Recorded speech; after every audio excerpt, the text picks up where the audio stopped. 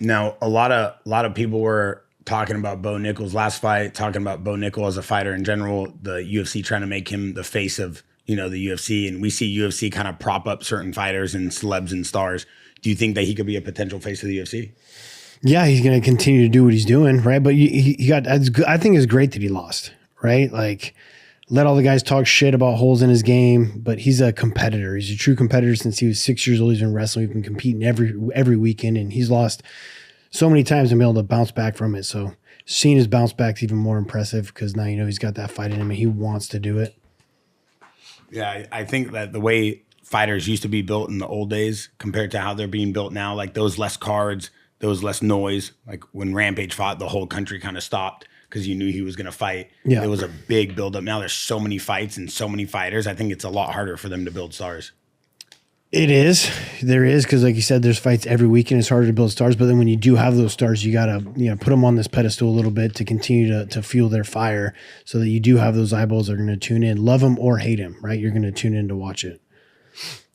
Rampage, do you feel like the game has changed a little bit in terms of how fighters got built compared to your era?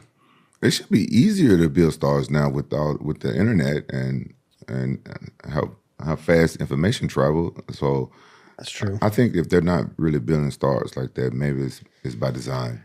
But in the past, you didn't have to do all the extras, right? Like you just had to go out and knock people out and look impressive in the cage, right? Now you got guys having to do streaming, having to do podcasts, having to do all these extra jobs to become a star. So it's a easier because the playbook's right in front of you how to do it, but it's a lot more work, I feel like. Yeah.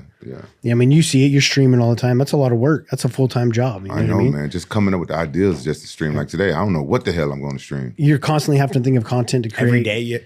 Yeah, I mean, he's got to keep people engaged in his channel every day. No, I mean, but every day you have to think of the stream that day. Yeah, I had to think of it. And some streams are planned. Like I'm planning to stream with Steve Aoki. Okay. I want to go stream with him, but you know how sometimes the big celebrities things fall through and stuff like that. So that stream is set. But like today, I like to stream 6 days a week. And I'm thinking like, okay, well, I'm gonna stream today. You can't stream the same thing every day. Yeah.